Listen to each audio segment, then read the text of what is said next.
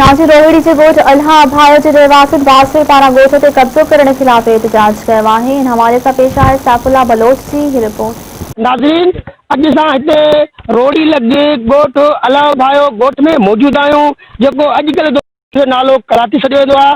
हितां जा रहवासी बुर्रा बिरादरी जा रहवासी पंहिंजे ज़ात जे बिरादरी जे बासिर ख़िलाफ़ एहतजाजी मुज़ाहिरो करे रहिया आहिनि। हिन जो चवणु इहो आहे त बासिरनि असांजी क़बूली ज़मीन ते कब्ज़ो करे असांखे तरह तरह जा इल्ज़ाम हणे असांखे परेशान करे रहिया आहिनि। अचो त वधीक हितां जे ॻोठ जे रहवासियुनि सां ॻाल्हि ॿोल कयूं। माण्हू हुयो, बाक़ी असांजी संगत जेका हिसाब विहांव में शादीअ में हुई मशगूल हुई। मां हिते पंहिंजे माल में वेठो हुयुमि त फ़क़ीर हथियारबंदनि सां आयो। पहिरियों हथियारनि जा फ़ैर कयईं।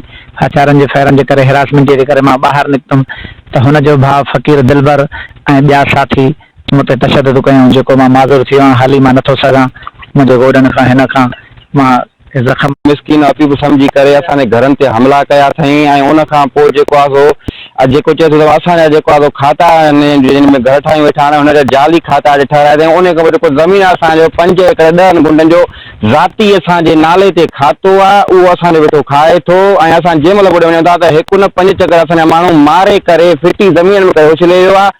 अॻिते तदारक कयूं था, अॼु वरी का मिसाल पुलिस अचे थी असांजे तफ़्त में इहो त उन्हनि खे दरबर सिर्फ़ु पंहिंजे पाण खे चिमकाइण जे करे माना तक़रीबन हर हद क्रॉस कंदो थो वञे। त मुंहिंजा घर आहिनि, हिन जो कूड़ो खातो ठहिरायो अथऊं ऐं हिन ते अचे मुंहिंजे घरनि ते हमला कया अथऊं। 5 ॾींहं हथियार बंदनि सां हमला करे मुंहिंजा माण्हू ज़ख़्मी कया अथऊं।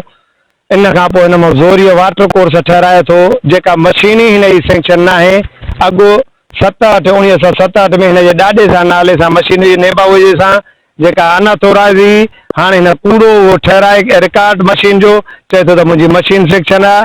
हिन जो नाले अलहदाद आबदार जेको एरिकेशन में आहे, फ़क़ीर इनायत जो पुफाट आहे, उन कूड़ा कागज़ ठहिराए अचे बाएताल सां में विधो आहे। ॻोठाणनि इल्ज़ाम हटे इहा ॻाल्हि कई आहे त जेके हितां जा जेके बासिर आहिनि, उहे बासिर हुजण करे असां ग़रीब जे मथां तशदुद करे असांखे ज़ुल्म करे तरह तरह जा इल्ज़ाम हणे तरह तरह जा केस दाख़िल करे असांखे परेशान करे रहिया आहिनि। जीअं असां पंहिंजे हे जेके जाइज़ कम लाइ बीठा आहियूं उतां पहुच अचनि।